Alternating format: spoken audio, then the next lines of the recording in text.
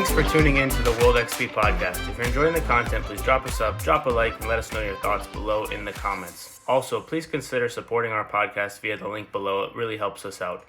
Sebas, welcome to the show, man. It's been forever. I feel like you've been bouncing around the world, I guess. But now you're here. How you doing, man?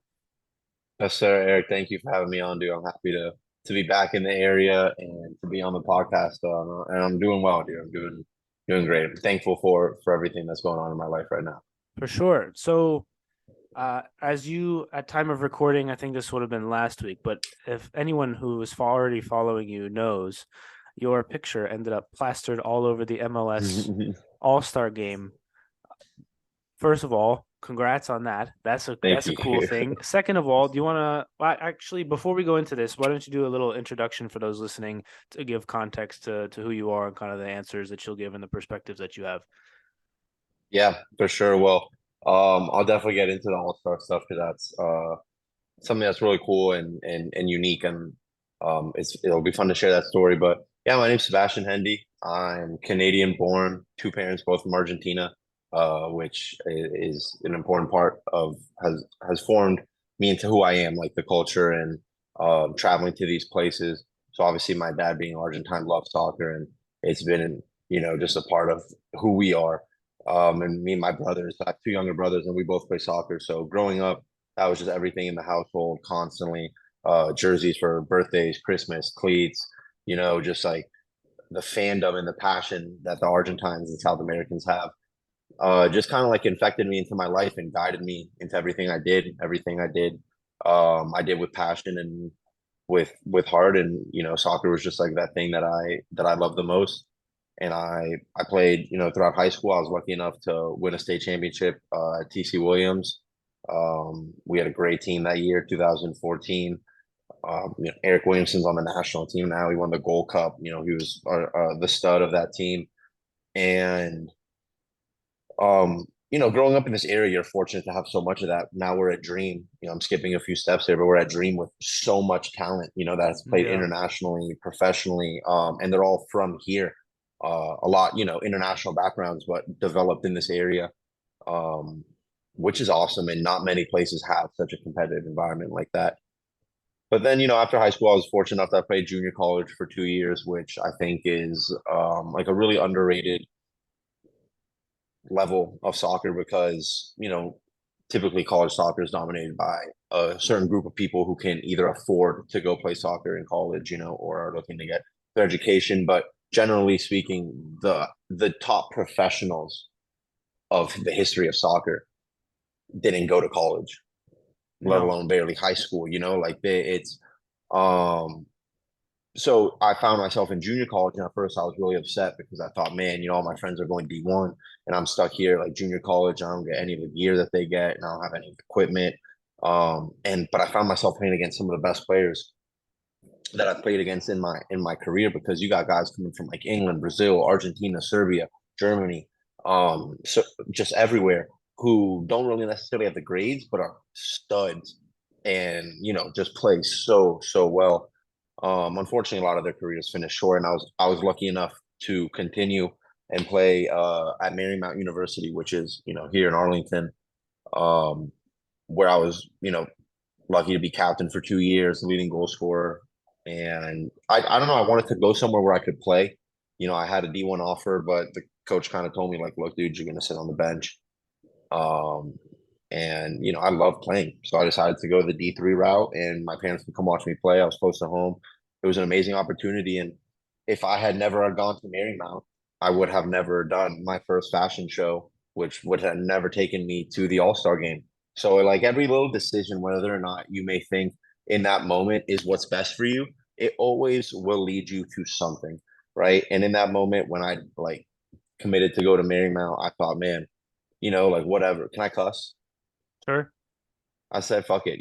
I'm gonna take a chance. The Coach Moser was amazing. He was such a just like genuinely great person, and he believed in me. And you know what? I said, let's do it. Same kind of idea with JUCO at Richard Land. That's the school I went to, and Coach Eddie believed in me as well. He was a great guy, Brazilian, and he just believed in all of us, and he helped me get to that next level. And then, Moser just seemed like a genuine person, and I decided to take that chance. And it was while I was at Marymount where I studied abroad in Spain. And when I was in Spain, I fell in love with fashion. I always like liked it, but when I went there, everyone dresses up like every single day. Um, it's very, it's just like more part of the culture than it is here. In Argentina, it's like that, but I didn't get that here. So when I went to Spain, I was living there. It was my first time kind of like living abroad. Um, and like reignited. And then I came back to Marymount, and Marymount has the biggest like fashion and design program outside of New York City. Does it It's really? huge. Yeah. Because And I had the no, school is so small. I it wouldn't is have. it is tiny. And Yeah, it's like criminal justice is big because we're close to the FBI. So there's a yeah, lot of yeah. people that study that. And then fashion and design is like really big there as well. And it was so Let random. me pause you Yeah, real yeah, quick. yeah, go for it. When when I think of fashion and design and things like that generally, in my head, and I feel this way with um cooking or art or other kind of or music to some Mhm, extent. Like when you go to school for that thing, it doesn't feel like you're supposed to be going to a structured place to learn about a thing that isn't supposed to be structured. Like fashion and design, you're supposed to be outside the mhm, bounds of whatever you're doing. And I guess cooking may be a little bit different. Like I had a guy on here, he's a nutritionist for MMA fighters. He went to culinary school so he could learn how to mhm. like make healthy food not taste like ass. So it's like fair enough, man. But and then music, obviously there's different techniques and there's right more the more formal side of music where you're in orchestras or things like that is more you have to learn the classical techniques and the history and all that sort of stuff. But for fashion in Mhm. particular, it's like what do you I feel like having somebody tell you say, hey, this is what's fashionable like defeats the Mhm. purpose of being fashion. Like, you know what I mean? Yeah. So how does that No, work when you're in school for it? Like what are you learning? yeah, no, I agree. I mean, I studied psychology, but I became really good friends with the fashion and design students. And I would always think the same thing. My mom was a dancer. She was a professional ballerina, and my dad was an architect. So I come from a creative. So I'm getting a call. You're good. Um, uh, and so I do have to text this person back just to let them know. No, you're good. No Um, worries, dude. cool.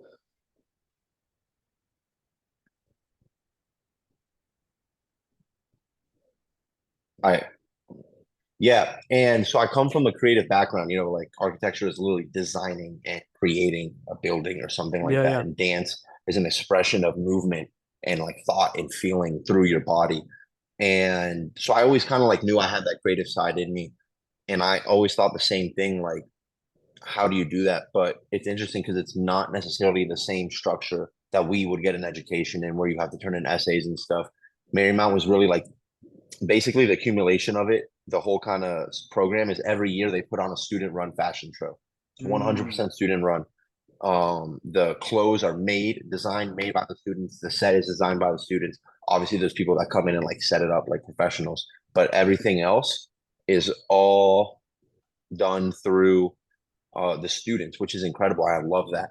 And like they have a lot of freedom. Obviously, they have like a teacher that guides them, but more in the idea of like this is how you sew. This may just not work, so maybe you have to like helping with solutions, but not really like putting in the box. And one of my good friends that I had in the school, Yasmin, she like bugged me the first year to try to model, and I didn't want to do it because at like that point in my life I was just like soccer was like a million miles an hour. I just couldn't even like comprehend not training for soccer. Well, actually no, I studied abroad that semester. When I came back after the season, I had one extra semester and I did it as an undergraduate assistant coach. So I decided, you know what, I'll just do the fashion show in the spring because like, I'm coming back to coach, not to play. And it was awesome. I loved it. I loved like the process, the creative process, watching them do it. It was funny because there was a few of the guys that did it. There was only like 5 or 6 guys, and then like 24 or 25 girls, and some of the other guys were athletes. And we would joke because they would complain. about how hard the practice was. And I was like, we're literally just walking on a fake runway. Like they put tape out on the floor and we Yeah, just yeah. like practice walking up and down. And they're like, oh my God, I can't wait to walk again. And we could be doing sprints right now. Like this could be so much worse. Um, and I don't know, it was just funny, but I loved it. The choreography made sense to me. I think I got that from my dad, or from my mom. And I just like I just enjoyed it. I enjoyed being around creative people. It's a good break from like being around athletes because, especially when you're young, a lot of male athletes aren't necessarily like in an environment of expression and like Yeah, creativity. yeah. It's a lot of like focus and dedication. Like put your head down. Like I gotta train. I gotta win.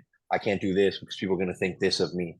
Um, like when I did the fashion show, a lot of my teammates like made fun of me and they were like calling me gay, which like to me is not an insult because it's not a bad thing to be gay.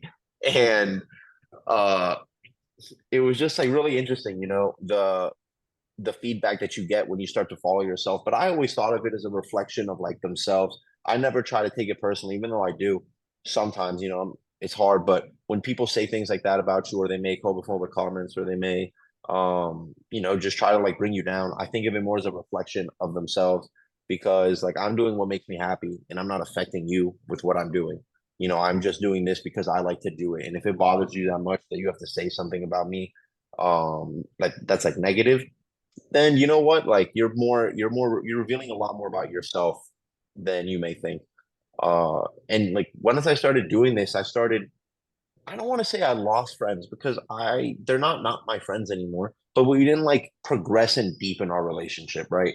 Where I'd meet other people who were open to these ideas and weren't closed minded because everyone, I think, to a certain extent, like as open as your mind may be, to someone else you're closed minded, right? So it's Of all in course. perspective, and it's all perspective and where you put yourself. It's not like one idea is right and the other is just wrong, right? To you, it's right, but to them, it may not be. But you have to find those people that you agree on those like core key values that like in your heart make you happy. And that started happening to me. And every time I would like, I would eventually, after I did the fashion show, I had a group, not a group, my dad came to the show and he brought a friend of his, and that friend of his like had a connection in New York at an agency, and I got invited to go to New York to do a casting, but I had a soccer game that weekend, and it was like every weekend they'd be like, when can you come? And I was like, well, I play soccer. So at like that point, I kind of decided to put that to the side for a bit because I was trying to play professionally, and I just like didn't really think much of, at that point, I didn't even think I would ever achieve anything in modeling. I thought that So where are soccer you was at? Where are going you to. at in life at this point? Did you graduate yet from Marymount? Yeah, so I graduated from Marymount 2019, like the first year of COVID, like right when COVID, I graduated like The that winter. the winter. So I like finished, yeah, I finished December 2019. Yeah, yeah, yeah. And then like, 20, and then COVID came in the spring, and I was supposed to walk in the spring, but then I had like a virtual graduation. So But where I are you graduated at? Marymount. Where are you at mentally? Like, because this area is not cheap Mhm. to live in. So at some point you have to make some form of money. And your two options Yeah. on the table that you've talked about so far don't bring you a lot of money unless you're the best in the world at it. So where are you at up here? Hmm. What's the headspace like? What are you weighing different options? Are you like, I have to get a job at somewhere? What if Yeah. in the meantime, like what's going on with you in life at Yeah. that point? No, that's an absolutely great question. And honestly, it's something that like I talk about where you can look on Instagram and see a picture and may think like, whoa, this guy's like poster is somewhere like he must be famous or rich or whatever. But like I literally just moved out of my parents' house this month. Um, I I'm not like rich at all. Like I wish I was, but I have a full-time job. I just got a full-time job. I've been working at Lululemon for the past probably 6 months. I was like a manager for a bit and now I went to part-time. But I just got a job as the head girls soccer coach at St. Stephen St. Agnes School, which is an independent school in Alexandria. And I'm also going to be a full-time substitute teacher there. So I basically have like, my kind of daytime life job that allows me to chase and pursue these like other passions. Because if I was at one point, I was going to move to New York or LA to pursue this kind of like full time, but I really thought about it and it kind of hit me that I was not going to be making the money that I thought I would be, and that like rent and life is just so expensive right now in America. Um, so I'm so fortunate that I got this job because it's paying me enough money to like move out of my parents' house and just, live like a life. I'm lucky I don't have a car. I don't need a car. I can walk to work from where I'm at now, and I can share a car with my parents. So I don't have like that many expenses. I try to live a modest life. I have a whole bunch of Lululemon clothes because I get a nice discount. But besides that, like I'm not really a flashy person. I kind of like speak through simplicity in clothing. Like I don't buy designer clothes to, do that, express myself. I can express it through whatever I have available to me. Um, so, mentally, I feel like this is the first time in my life where I feel like pretty secure, like as an adult, where I know, I've like signed my contract and I know for a fact that I can like live for this year. Next year will come and mentally I'm thinking I'll be in an even better place. I don't try to think, I don't try to worry about what's going to happen when that comes. My thinking is like, I'm going to do such a good job this year that next year I'm just going to make more money, um, and just grow through that.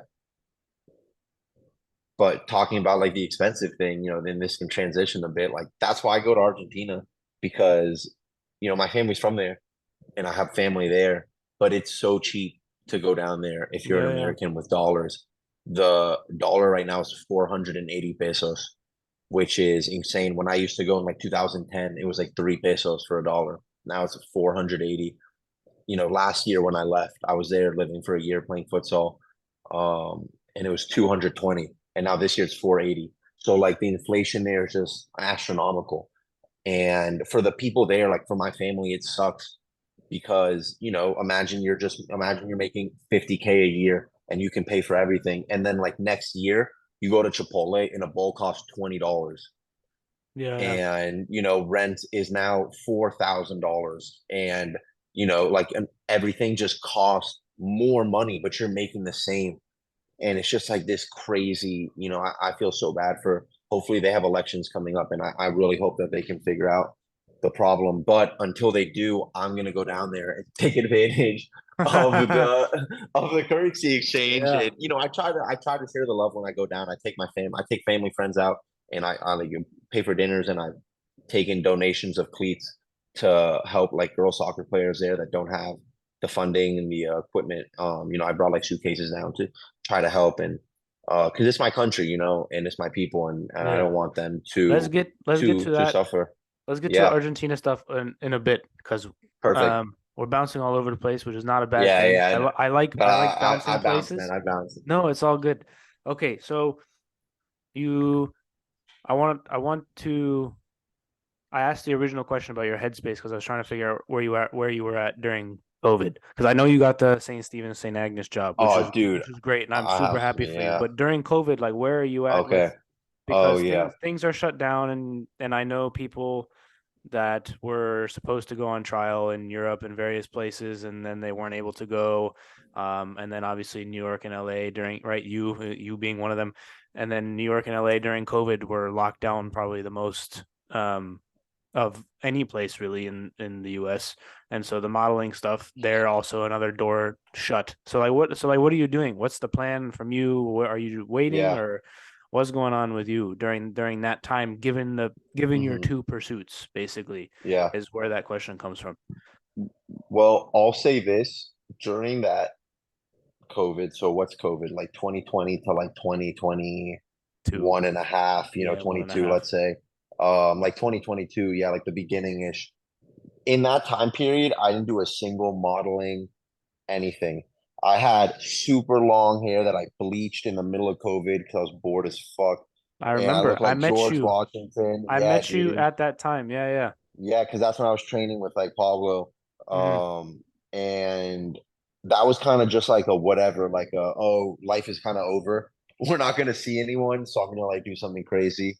Um, But like to put it into context, I did that fashion show right before I graduated, and that was like, 2019. So I did that and I loved it. And I did one other fashion show that like another friend, the friend who had, encouraged me to do this, she hooked me up with one more where I just did like one piece. But it was really cool just to get back into that.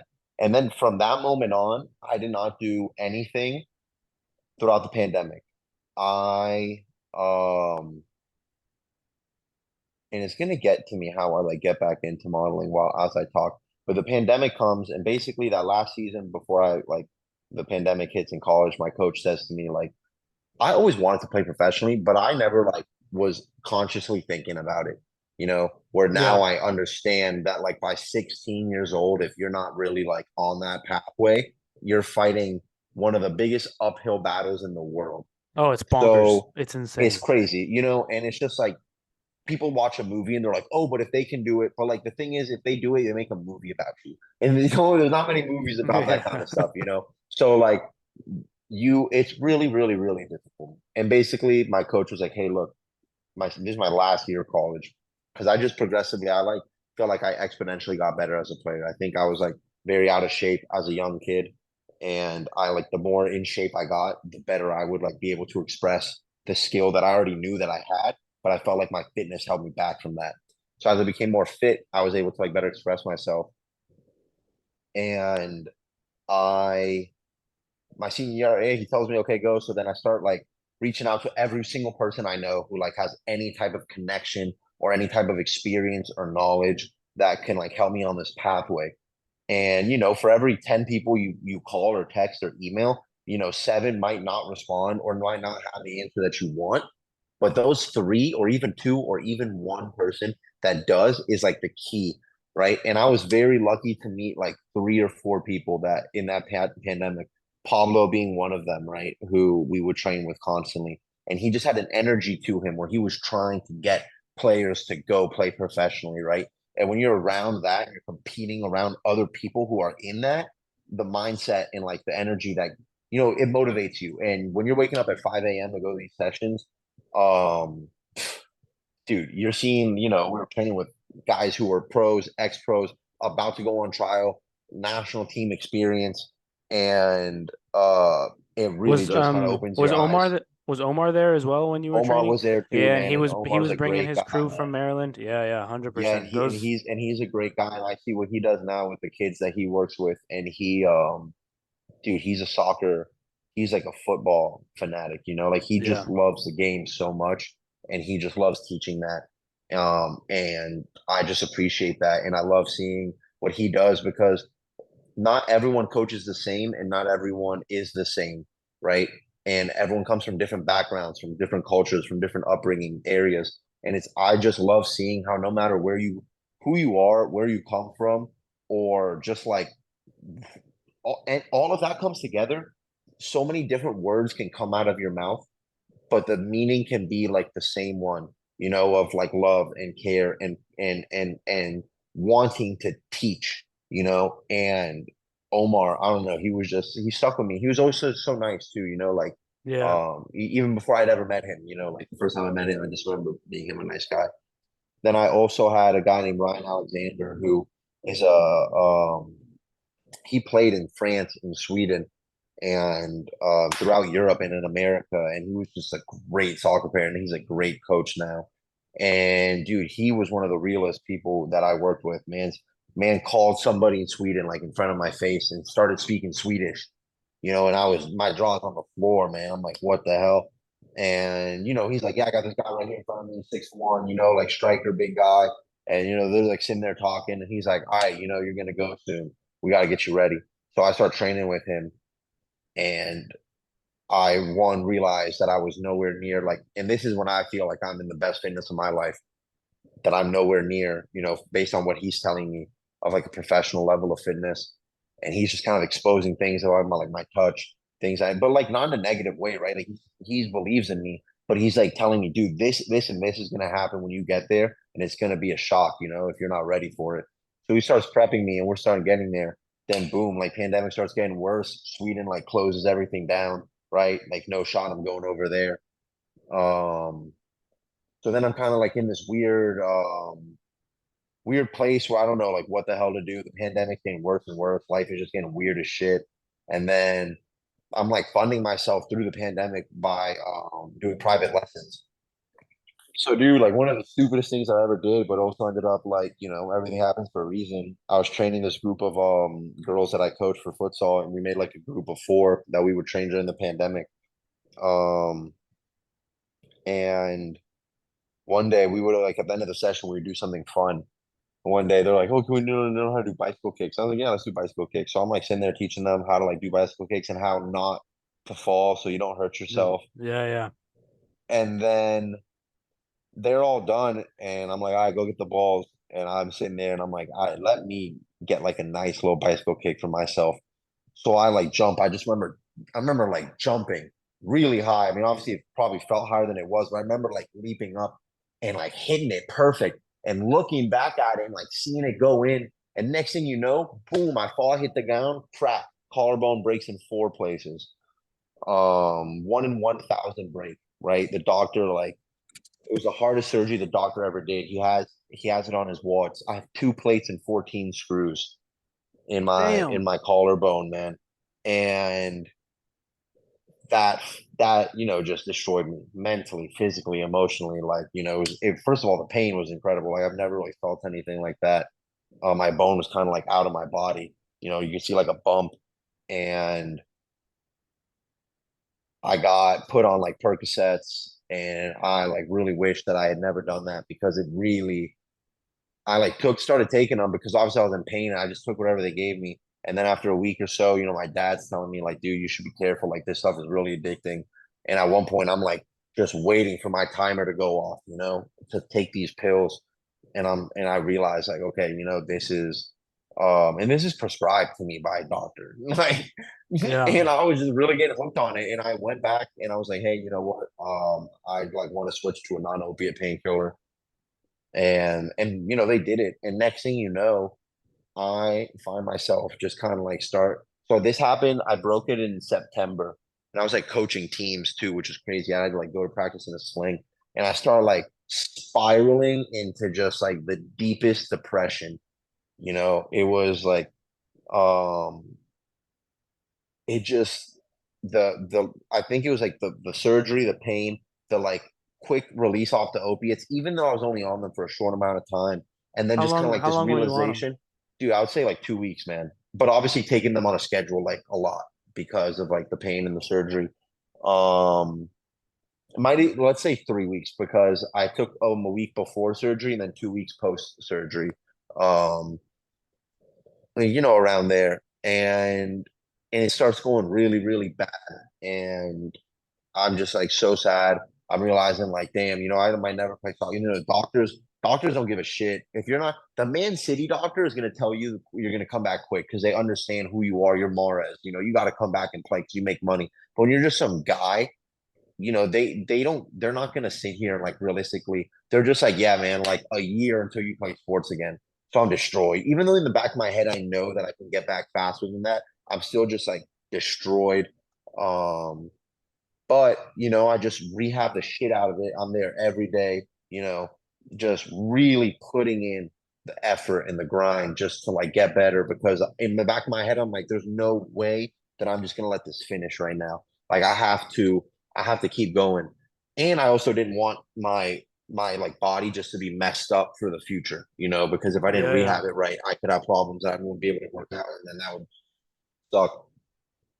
This all leads basically, I start rehabbing everything. One day I would go for walks because I couldn't exercise. And I went for a walk one day and I walked past Jefferson Houston, which is like a field by my house, and CJ's there.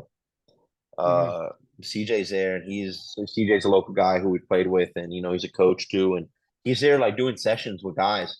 And I go over and I start talking to him, and he just asked me how I'm doing and everything. We're talking. I sit there and I start juggling a soccer ball a little bit.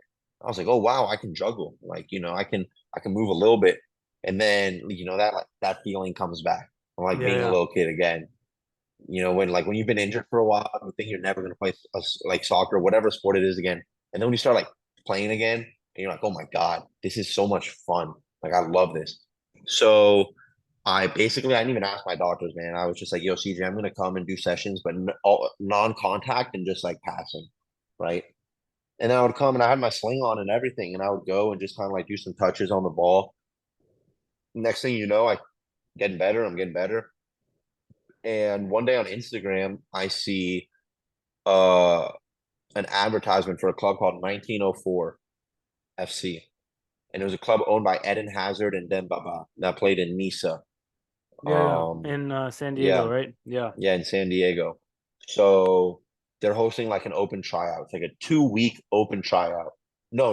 It's not an open tryout. Sorry. You have to apply for the tryout, which like who knows how. I mean, everyone who was there was good, but who knows like if they actually turn anyone down or not. But it's like an open tryout. You pay like $500. You go to the tryout and you get a chance. And what they advertised was like the year before when they did it, they signed like 14 players onto their team, right? And that they were guaranteed to sign at least like 5 players from this camp. So it wasn't like, a trial for Barcelona where they don't even, I don't know. I was like, this could actually happen. Yeah.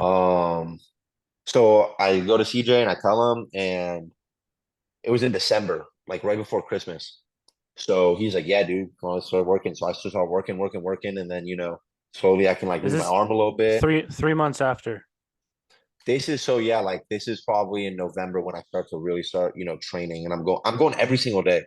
Hmm. I'm literally every single day I'm going to the field and training. It's pandemic, nothing to do, and I'm hurt. Like I was tunnel vision. And my whole day revolved around like training, recovering, eating, just like at that point, I was just my whole life revolved around that. And I like sign up, I apply for the camp, they accept me, and I'm like, hell yeah. I get an Airbnb. I was making good money doing the training, and I was living at home, and it's COVID, not many expenses. So I was like, fuck it, dude. I'm gonna got a flight out there, got an Airbnb, got a rental car for the 2 weeks.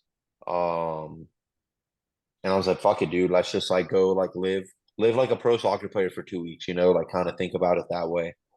And dude, I kicked absolute ass at that trial. I scored more goals than anyone there. I just like I don't know, I felt alive again, like playing soccer.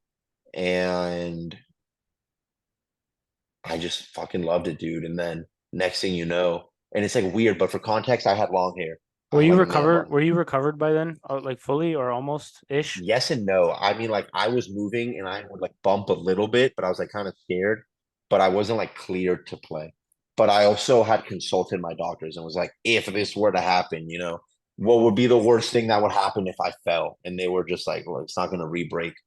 It might just hurt a lot or something like that. Like Do you still the have the the plates and absolute, stuff in there? oh yeah, they're in there for life. Um, dude, and I just remember like being so happy after that because I put in everything that I could, right?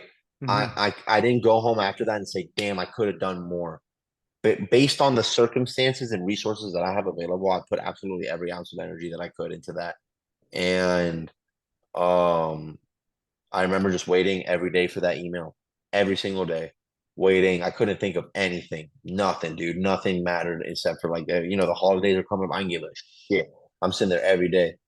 And I'm telling everyone I'm about to move to San Diego. Somebody, I know I'm about to get signed. The Yeah, coaches are yeah. dropping all these hints to me. They were good friends. They were cool. So I'm like, I know I'm about to get signed. Like, I'm not even stressing over it. Um, and then I remember it was like one night, it was like 3 a.m., 2 a.m., 3 a.m. And they're in Cali, right? So they're on a different time. And like out of like, you know, randomness, I like kind of wake up and have this really weird gut feeling. And I'm like, they just emailed me. It was really weird. I checked my phone and it was like, the coach's name, 1904. I was like, oh shit, here we go. And I think I'm just sitting there thinking about to like, achieve my childhood dream of becoming a pro. And I open it up and, they're like, Sebastian, we're like so impressed by you at camp. And I'm just like, oh yeah. And then it's like, basically it came down to me and like the 17-year-old kid. And they just like, we're going to invest in him because he's 17 and you're 20. I was what, 24, 25 at the time, 24, 25, I think. I don't know. And, they're just like, look, Like, we're gonna invest in him over you. It's not, and they actually send you an evaluation, a breakdown, which is really impressive of like where you are compared to Champions League, MLS, like USL 1, 2, and NISA. And I was like at the level. And basically they're just like, look, like we like right now we don't have anything to offer you. Like we'll be in touch in case we like do something else. But and dude, that just like fucking killed me so much. Yeah. Because I was already kind of going down, and that was kind of like a temporary break going to Cali, and then that happened, and I was like, my instant thought was like, I give up. Um, I cried for a bit. I was just like, damn, because I did put everything into it, so I wanted it, but then I kind of like said that to myself, and I was like, man, like, you have to keep going, like, it cannot just end with one trial, and I posted a highlight video from that trial because they filmed it, and I posted a highlight video from that trial on Instagram, and then this agency called OPSM, which is an Ottawa-based agency in Canada, I've heard of them. and I'm from Ottawa, reaches out to me, and they're like, "Yo, like we like what we see, like we think we can get you on a team here." And dude, it just literally felt like all the stars. I was born in Ottawa, Canada, man, and an Ottawa-based sports agency reaches out to me. I couldn't believe it, like, because I had heard of them, but so then I reach out to them. I'm like, yo, because they were just gonna try to send me to a team, but I tell them, I'm like, yo, I'm actually Canadian. I'm from Ottawa, and like, um, like I would come to Canada for a bit, and they're just like, look, we're about to host, basically like a placement kind of camp to send players to like the CPL, which is a Canadian Premier League, Right. that had like just started. And they're like, we'll pay for everything, like your fee and all that kind of stuff if you come. And I was like, dude, I'll be there. So I just tell my parents, and I'm like, yo, I'm gonna go to Canada for like half a year because I need to like get out of Alexandria. I need to like change pace. I need a new place to just like change up things. And luckily, my aunt in Canada, who is a saint, my Tiana, and she lives with my cousin, who's like my older sister. She was there, Jalila, and then my other cousin from Argentina was also staying with her at that time.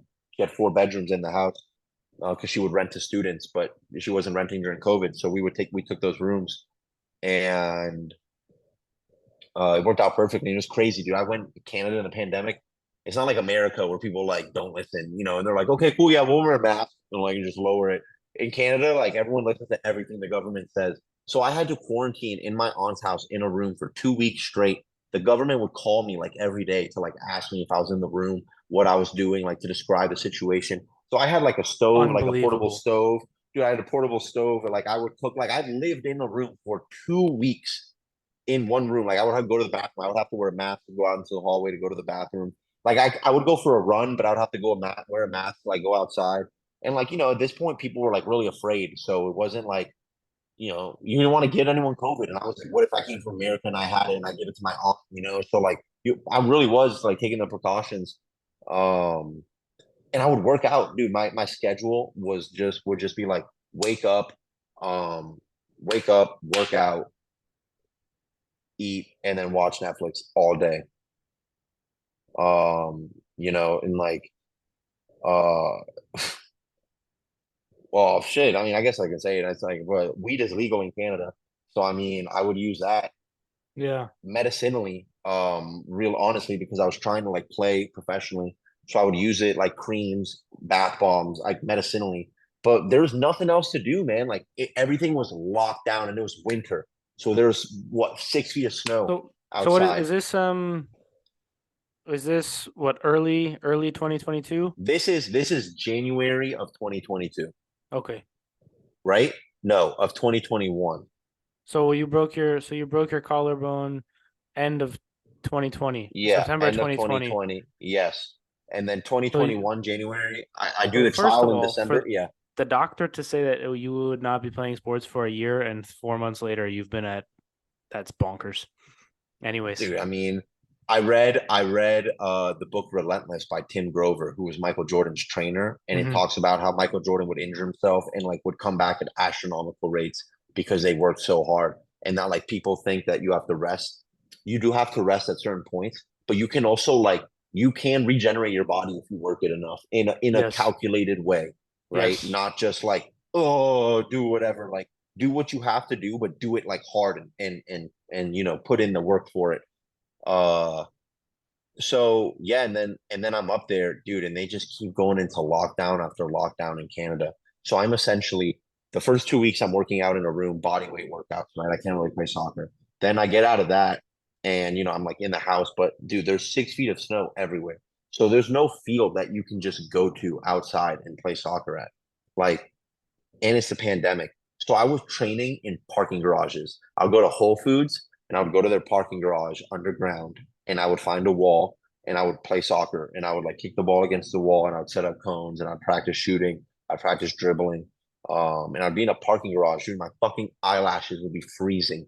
I'd be still gloved up, everything like full, ski mask Yeah, yeah. um and it was, dude, it was a character test, because there'd be days where I'd be like, what the hell am I doing? Like, what is going on? And they delayed the camp twice, right? It was supposed to be, I got there, January 4th or something? It was supposed to be February 2nd, and then it goes back to March, and then or February 26th, and then it goes to like March 14th, right? So, like, the whole time, there's nothing, it's like my life is just the same thing every day. But at the same time, I started working with a sports psychologist. And so like Where'd you find them? so she's technically a mental performance coach because she's not a licensed psychologist, right? So she's like a mental strength coach. But she worked with Alexandria Soccer Association, who I coached with before the pandemic, and during a little bit. And she would like work with the teams and stuff. And so I studied psychology, so I love sports psychology. I actually wanted to be a sports psychologist at one point. So I was just like really fascinated by it. And I always talk to her and I'd be like, hey, like Robin, shout out Robin, helped change my life. And I would always just be like, hey, like if you ever need help, if you ever want anything, like let me know and I can help you because I want to learn. So then one day she actually reached out to me and she was like, hey, like I need help with something.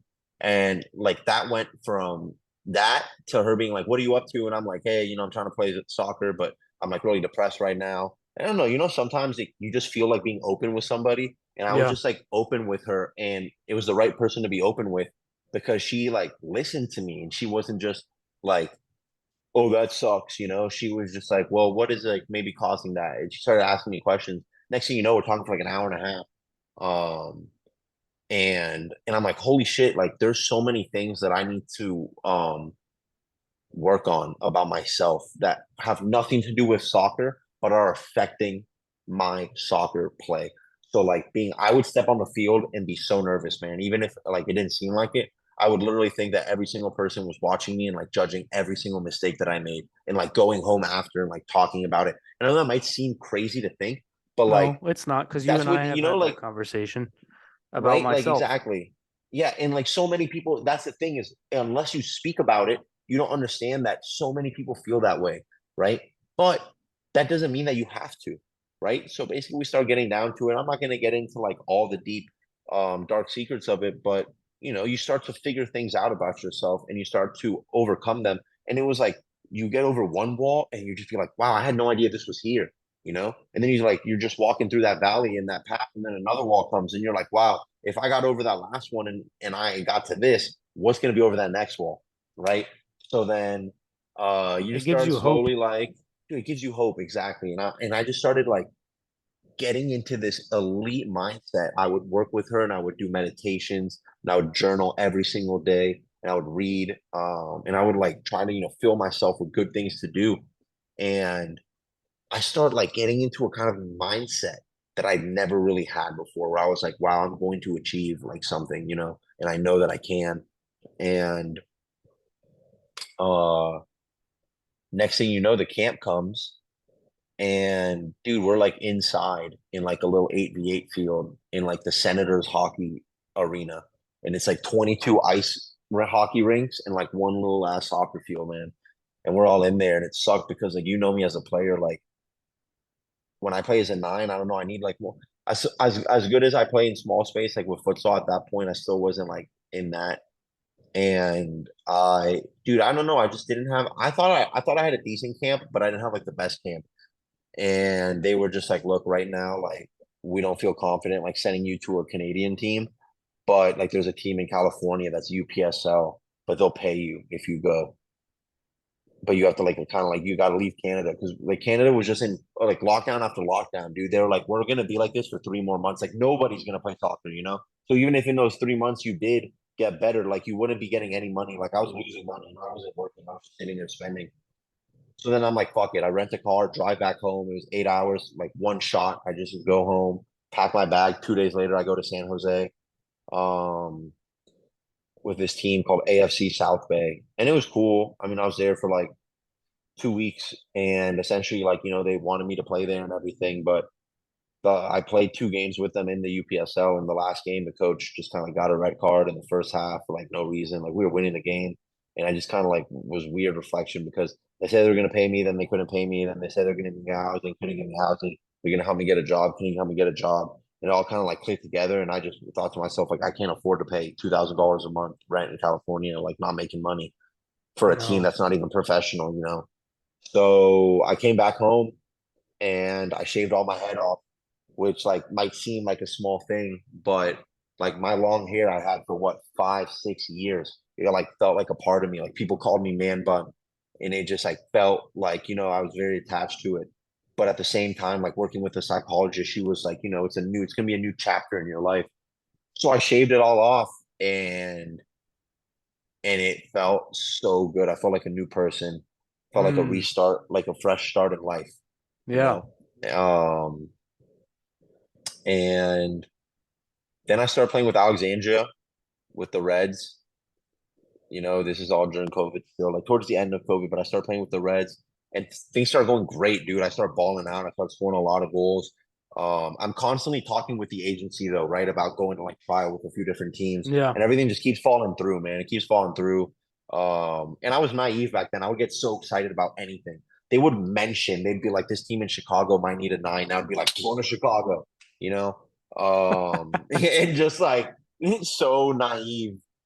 And these guys are like, dude, they were awesome, the OPSM guys, but at the same time, it was like a newish agency, and I feel like they offered me a job as an agent, which was funny. They thought I'd be a really good agent, just I like the think way you that I probably spoke and would. everything.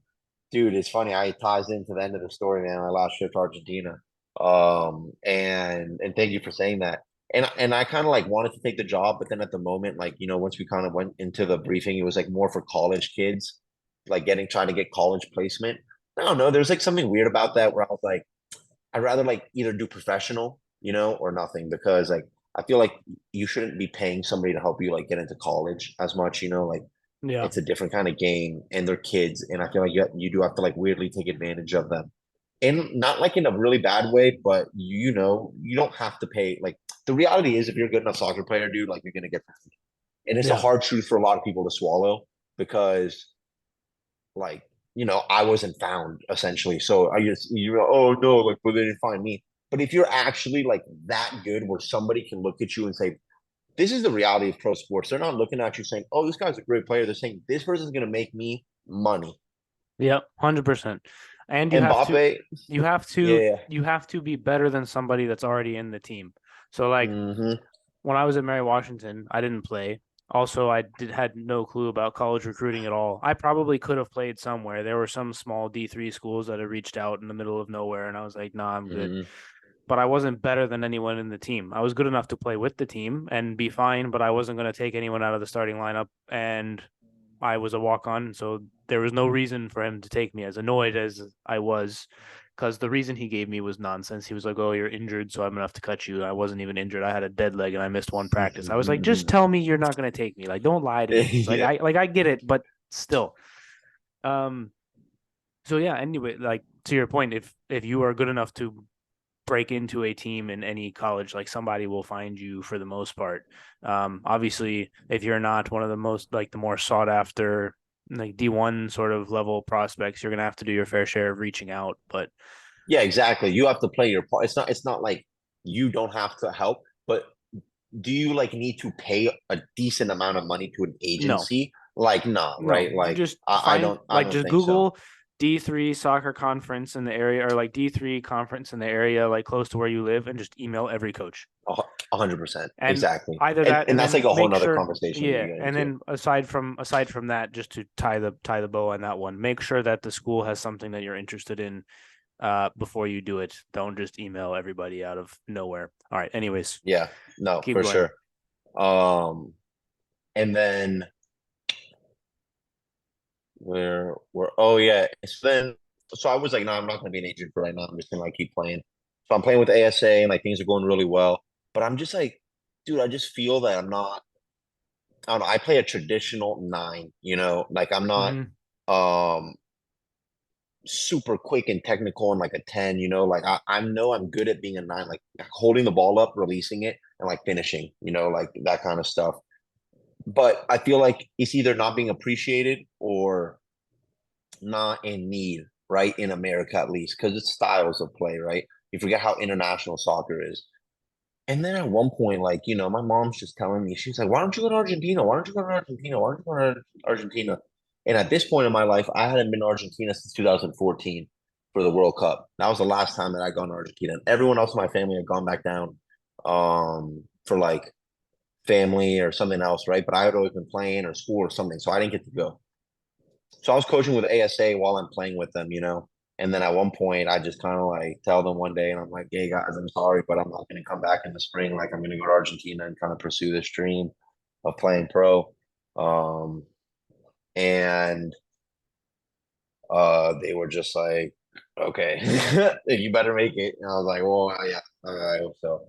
So then I go down. I had made a contact at the coaching convention in Baltimore with the national team coach for futsal in Argentina. And when he was there giving like his speech, I met him and I met his associates, who are the people who are easier to be in contact with, because obviously he's going to be a nice guy. He's a fucking national team coach of the World Cup winning country. Like, he's not reaching out to everyone, even though he did respond to my WhatsApp when I did message him. So Matias, si lo está esto, sos un crack. That he's a legend, dude.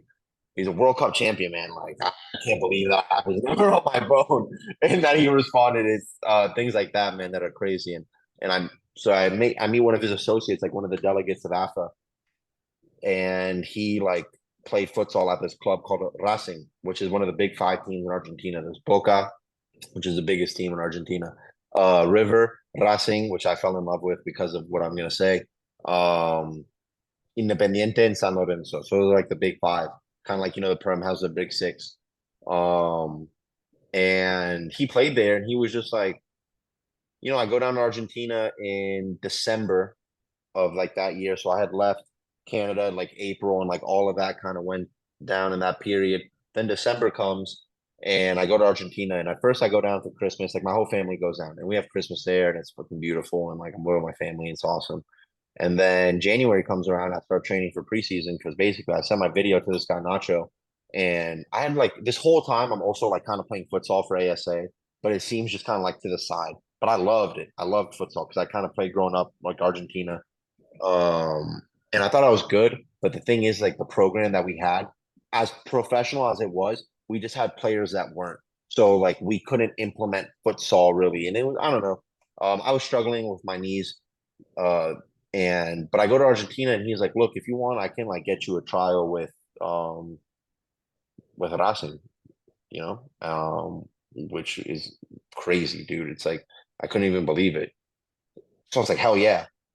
Next thing you know, I'm training my ass off. February comes, or it's like January. It's like yeah. It's like the last 2 weeks of January or something like that. I go and do the futsal stadium is like right outside the professional stadium, and you just go there, and like Maradona coach there. You start walking down the steps, and you're like, holy shit! Like, I'm about to do something that is like legendary. At least for me, right, being from Argentina and like my family growing up hearing about this team and everything. And um dude, I start preseason with them, and in full disclosure, I donated cleats to them in their program, and I helped them fund something that they needed funding with. It wasn't that much money, but it was kind of like a gesture and like a foot in the door, right? And like, as Yeah. Americans, that's kind of what you have to do, because they know that you're not like, you obviously have to be good, but they know you're not going to be what they're getting there, right? So you have to Yeah. kind of like give a gesture to like get in, right? Um, and even if, I had no problem doing it just because I knew that it was worth it. So then I do preseason, and the first like 2 weeks is all kind of like physical and technical. And I'm, for the first time in my life, like the most kind of fit person there. I'm also pushing myself more than all of they are because, I'm trying to prove myself. A lot of them are already on the most of, it's basically the team and like 3 or 4 guys trialing. And they kept joking with me. They called me Russian. They called me like the Russian guy because I was like so fit. And then we did the little like technical drills or whatever. And I'm like, fuck. I was like, I'm about to become a professional futsal player. Like, this is crazy. And uh then one day, finally we get to scrimmage. And I'm like, fucking hell, finally. So he goes over the positions, and it was a different like setup from what I'm used to playing at like Alexandria and like American futsal. It's like 3 in the back and a pivot up top, and they kind of play like a 2-2. They call it a 0-4. It's like 4 players, right? They're just like that. But I'd never played it before, and basically there's no pivot. Everyone has to move and do everything. So that's where I started Yeah. struggling because my job, I'm used to being up there, holding the ball up, laying it off, and that's it. Next thing you know, I'm sitting there being forced to run around the whole field to send everything, and I'm so lost. When I tell you they blew that whistle, and I'm sitting there in my head hyping myself up. I'm like, Seba, like you're fit, you're technical, like you fucking get after it, dude. Show them what's up right now, brother. They were running circles around me. I was spinning left and right. I felt like it was embarrassing. I was honestly kind of like embarrassed about, and I didn't get like megged or cooked or anything. I'm talking about, and maybe for someone watching from outside, it wasn't that bad, like I wasn't just like, but for me, I felt like just so far from the level, and I'm just like, Yeah. geez.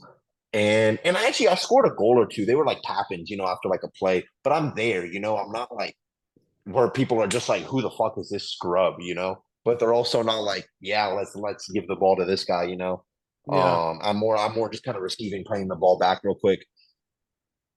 But they obviously saw something in me, and I keep practicing, and I keep getting better and better and better. I keep running the system, I keep getting more confident. But as I'm like getting better, my knees are getting worse and worse and worse. Because in America, we played futsal twice a week for an hour and a half.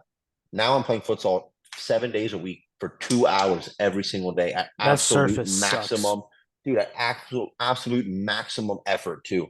And my body is just not used to it. I didn't play like basketball and stuff growing up. And I find myself like getting to it. We would practice at night at like 8 o'clock at night. And I started finding myself waking up and like literally just treating my knees all day so that I can walk and play at night. Yep. Right. And it's just getting like really bad. And the end of preseason comes, we play a friendly, and I scored a goal. It was insane, dude. Like I could not believe it. Like I had a jersey on, like a Racing jersey, and I scored a goal, and like they celebrated with me, And it was crazy. The ball came to me, and I just kind of like instinctually shot it and like went in, and I couldn't believe that it went in. And after that game, I had to walk out of the stadium. I would take a train home. I would take a bus and train home. Um, and I take a video of myself and I record it, and I'm like, I need to like remember this moment. And I like talk, I'm like, Sebastian, like you just like did something that you never thought you'd do, like you scored for Racing, like think about what your dad's gonna say, think about what your family's gonna say. And then at the end of the video, I go, but fuck, man, I don't know if I can do this anymore. I'm not having fun, you know?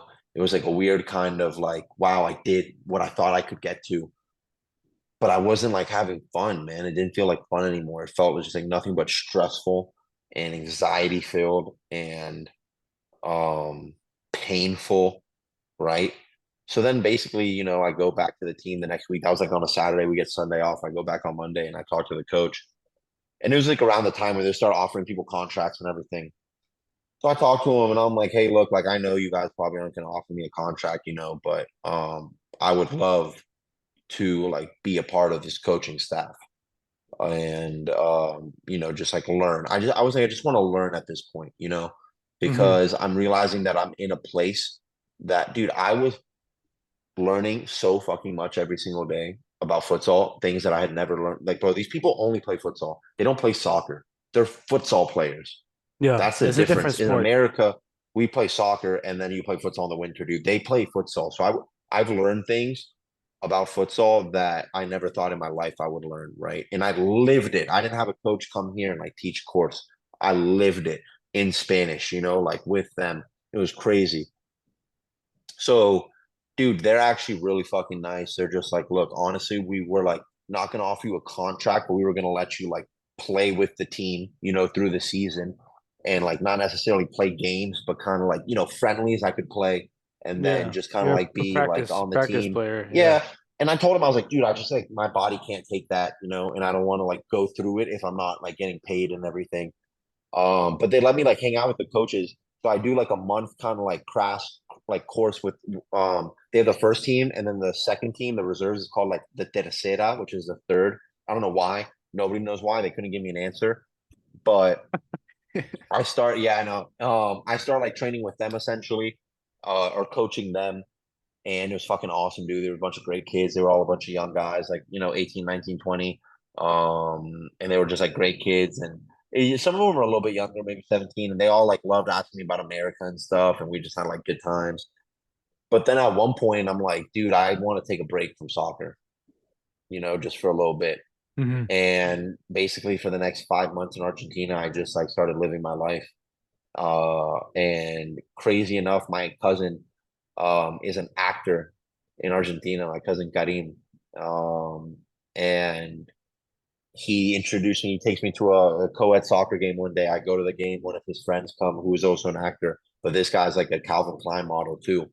And I play the game and he goes, yo, bro, like you're pretty good. I play on a team called Actores. We need a 9. Like, can you come play? And I was like, fuck yeah, I can come play.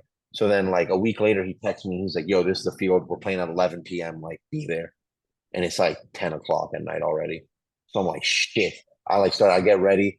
I call a taxi and I like go there. And I get there at like 10 and I'm freaking out, right? Because my game's at 11. I gotta be there like an hour later. Dude, I get there at what, 10:40? I'm the first one there, man. There's nobody there. I'm like, where the hell? I'm like so nervous, American in me. Nobody's fucking there. So I'm like calling him. I'm like, dude, am I at the right place? He's like, yeah, bro, you're fine. Don't worry. Like, we're all gonna be there. The game didn't end up starting until like 11:30. But so I get there, right? And he shows up. And then I'm like meeting all these guys. I'm like, yo, what's up? What's up? What's up? Game starts. Long story short, I scored 3 goals. It's 7v7, right? But it's like a league. It's a whole league. Like it's very organized. It's like a league. Everyone has like the same jerseys and stuff. Like it's not like an adult league. It's a very competitive league. And I scored 3 goals. So they're like, nice. The Americans coming back, right? So then I come back 2 more times. I score 2 goals the next game, and then I like score a goal and give like 2 assists, and I just like keep scoring. I mean, it's 7v7, dude. Like, and it's not pro, like I was just Yeah, training to be yeah. a professional. So I'm like, I should be doing that. And next thing you know, dude, they post a picture on Instagram one day of like, the starting lineup, and I'm in there, dude, and I start clicking on their profiles. I'm like, oh, let me start following my teammates. Dude, one of these guys has 8 million followers, bro. He's like a pop star, like a famous pop star. And then like they're just a whole bunch of actors, 800,000 followers, 20, 30, like 2 million. So I'm like, what the fuck? What team am I on, dude? Like, what has happened? And they're not famous to me because I don't consume Argentine media. So Yeah, I'm yeah. treating them like we're at Dream. I don't look at them like, oh my God, you're him. I'm just like, dude, pass me the fucking ball to my left foot, like when I'm making this run. And I guess they appreciated that because they really like became friends with me, dude, because I didn't treat them, like as a celebrity. I treated them as, fucking dudes. And we clicked, and like there's 2 or 3 of them where I'm really, really, really good friends with to this day. We maintain a relationship. I teach English to a few of them because they would like have to practice English for acting. So we do Zoom calls and we just practice talking like this. Um, but I basically start hanging out with these guys every day, right? And they're all like models, creatives, actors, musicians. Like they're creative people. Hmm. And I start being around this, and I'm like, damn, dude, I love this. I'm like, I absolutely love this. Like, I'm so happy. These people make me so happy, and they're so cool. And I like kind of finish up in Argentina, and then I finish up in Argentina. So what? And then June comes, and I'm like, you know what? Fuck it. I need to like. I started running out of money, honestly, because I had like a little bit saved up, but I wasn't making money down there. So then I come back and I start assistant coaching at St. Stephen's, which is a school that I'm at now. But as I start doing that, I dude, Virginia Dream starts that year. and I Mhm. start going to watch the games before I start kind of playing, and I meet Jared, right? Yep. And I see Jared's pictures, and I'm like, dude, this guy's cool as shit. No, before that, I'm walking down the street in Old Town one day, and somebody stops me, and they're like, "Have you ever modeled before?" And I was like, "Yeah, I have." And they go, Would you be interested?" And it was like, boom, yeah, fuck yeah. This is exactly what I needed in my life. Like, so I'm like, yeah, yeah. He gives me his card. That guy ended up sucking a little bit. It was no, I don't know. He was just trying to sell me stuff, and I was like, I don't like need to pay. I shouldn't be paying you for this. Like, I should be making you money, so I shouldn't be paying you for this. Yeah, yeah. And then I hit up Jared, and then And Jared's for just those dope. listening, Yeah, Jared's been on the podcast before. Go check that episode out as well. Anyways, keep going. perfect, dude. I would definitely check that out because Jared's a dope ass guy. And dude, I like just DM'd him. And I was like, yo, man, like I just love your photography. Like I've talked to a few people and they kind of suck. And like, I see you're working with Dream and I know Lucas. Would you just be down to talk? Dude, nicest guy, man. He reaches back out to me. And he had like 20,000. Not that like followers are a measurement of like whether you're worthy or not, but like, No, he has but a lot of followers on Instagram. this is what it does though. But the amount of random messages they get, like it's hard to get in contact with them Exactly. because it's hard for them to sort through everything. Like those, so I've had a guy named his name is Peter Barber, and he's in an acapella group that's got like a gazillion subs on YouTube or whatever, and he himself has Wow. like 100K followers on Instagram. I Yeah. messaged him the first time when he only had 5,000, and then he blew up on his reels or something. He was getting like Yeah. millions Yeah. of views on his reels, and so I made it into his like primary section on the before Yeah. he blew up. And I was like, wow, I'm really lucky that I caught you when I did, because otherwise there would be no chance. And him and I have spoken several times. He's been on the podcast a couple times, and um yeah. So to your point, the 20,000 followers, the same with Jared. I had to do it. I was like, hey Jared, like at practice, I sent you a DM. Can you respond to Yeah. it so we can get you on the podcast? Because he was like, yeah, sure, no problem. Because I knew I had no shot if I just messaged him. I was like, I'm not going to hear back from him, even though I see him Yeah. two times a week, anyways. So yeah, no, No, yeah, exactly right. no, exactly. And he was nice enough to like respond, and we just had a great conversation. I called him, and we had a very authentic, like, great conversation. And I just told him, I was like, yeah, dude, like I've modeled before, like I kind of want to get back into it. I like your style. Would you want to like do a test shoot? And he was like, yeah, man, we can do like just a shoot, just to like get you back into it. And we just like rented a studio space and like did a little shoot, and like my friend Maya came, and it was fun. Uh, and it was a good time. And when we did it, I don't know, it kind of like sparked that back up into me. And then and then I did a shoot for the jerseys for Dream, Yep. or for the t-shirts. That's how it started. Yeah. They had the t-shirts, and me and Lucas, dude, shout out to Lucas, to Keith, and to Jared, and the Mendez family as well.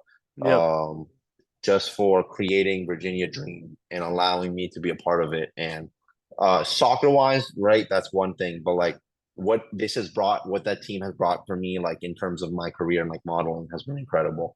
And I took the pictures with like Dream, and then I do that, and then next thing you know, like Lucas hosted an event, and at that event I start meeting other people, and they start hitting me up to like do stuff like local brands. And then I'm like, okay, cool, like I got a look, and I dyed my hair, and I had like the whole little look going on. And then Jared hits me up, and and then I do the jerseys for them. And then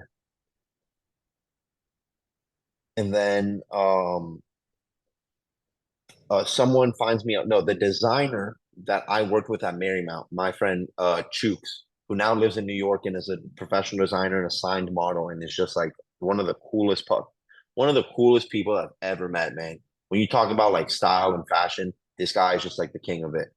Um, and like I know he's gonna do great things because like he's young and he's already like been just like he's done some great stuff already, and he's just gonna keep doing more. Um, he hits me up and he's like, "Yo, dude, would you be interested in like working with a tennis brand?" I was like, "Yeah, I don't know, like cool." Next thing you know, like his friend DMs me and he's like, "Yo, we found you on Instagram. Like, we like your look. We'd want you to like work with us for like this tennis shoot. This brand called Rebellion Tennis. Shout out my guys at Rebellion. It's like basically breaking down the barriers of what tennis is and taking away like the country clubness of it, and like anyone can play tennis. So instead of having to wear like a nice proper polo and shit, it's like cool graphic tees and like more accessible clothing for everyone. And I'm all about that because I don't think you should be excluded from a sport because you can't afford the gear. Yeah. Um, so then I do that and like they pay me, and I was like kind of like my first like paid. Lucas would always pay me or like give me something, whether it's like clothes or something like that, or compensate me in some way. But this is kind of like my first like kind of like official like we don't know who you are, we're gonna pay you for this. And I do like a whole menswear line, and dude, it was sick. I just remember like they actually invited me to the U.S. Open, which is coming up soon. It actually might have started today or tomorrow. So I'm about to hit them up and get my tickets, man. Yeah, that'll Um, be fun, man.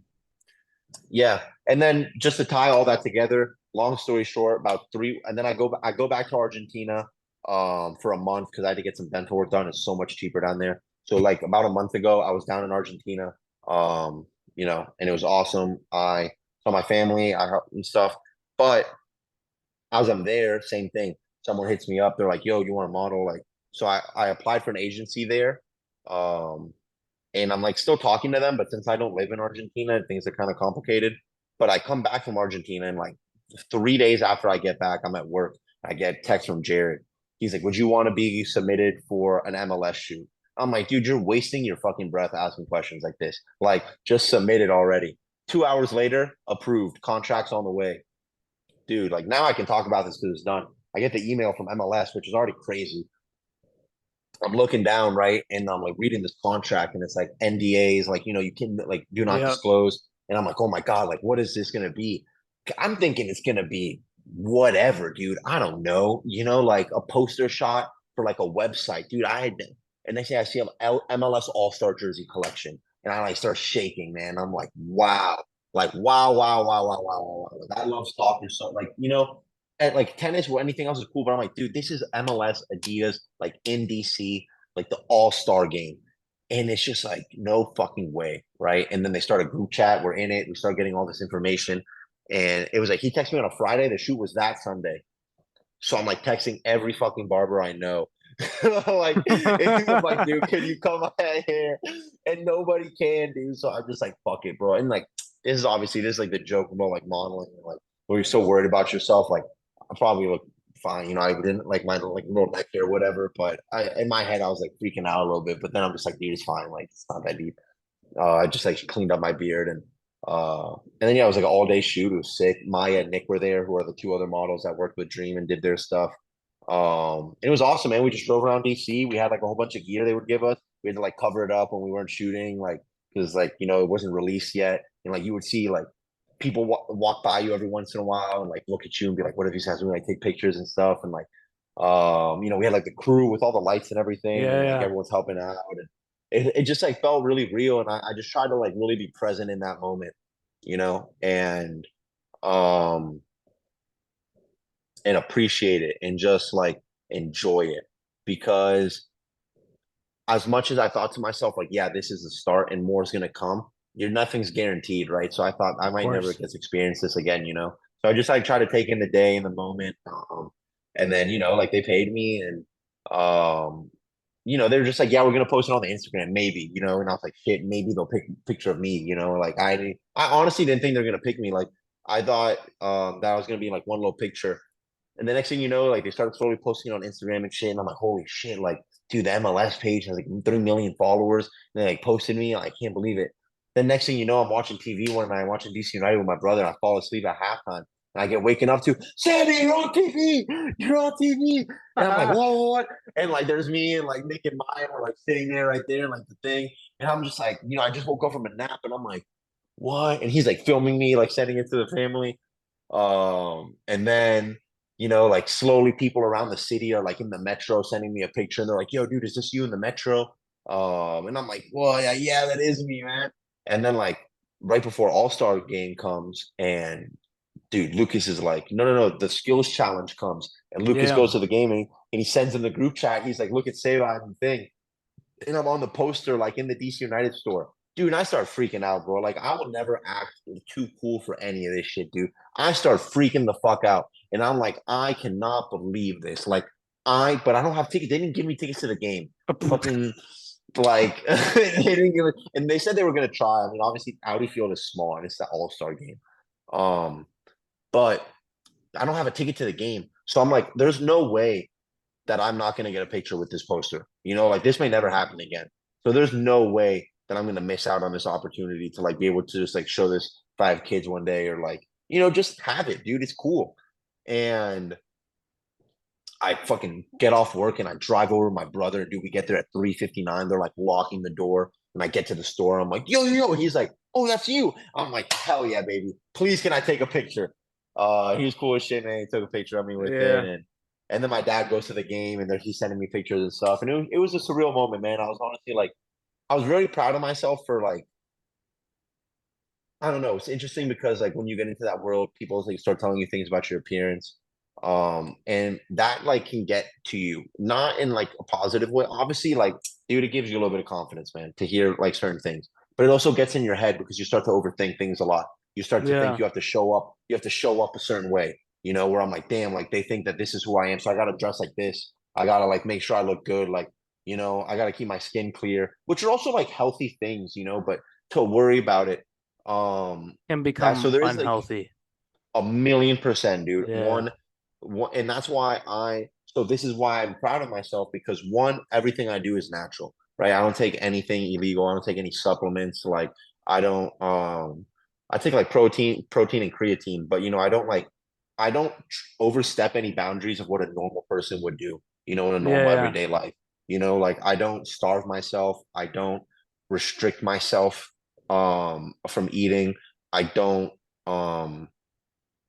do like, you know, bad drugs that are gonna like get me to this.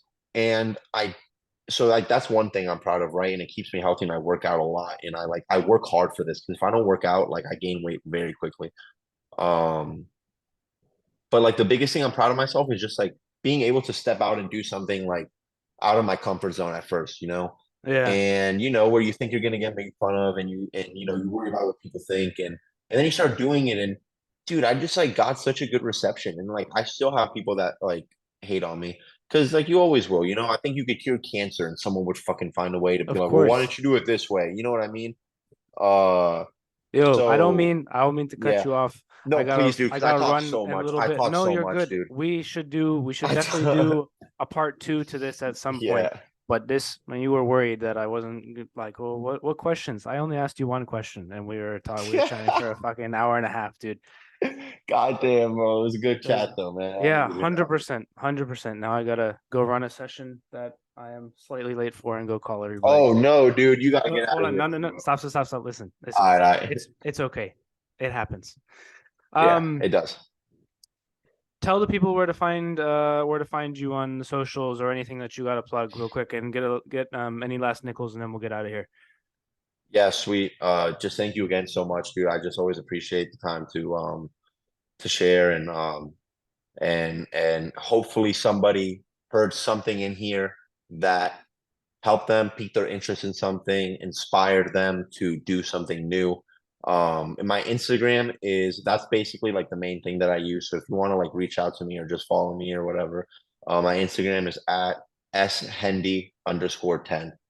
And that'll be I'm in the sure Eric will description. link that. Yeah. That'll be in the description Um, for sure. but I do not have a lot of followers. So if you DM me, I will probably see it and I will most likely respond to it, especially if it's like asking for advice or something. Hey, be careful with that. Dude, fucking man, dude, you'd be surprised. I work with teenage kids, man. They find you, and they, and they, so 100%. I'm 100%, man. But no, man, I'll leave with dude. Just love your life, man.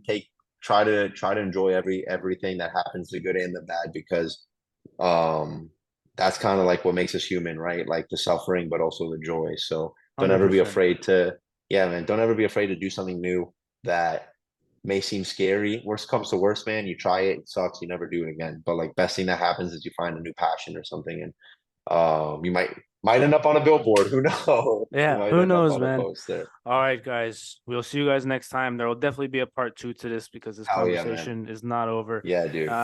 We'll see you guys next time. Peace. Appreciate you, Eric. Thank you, everyone. Have a good one.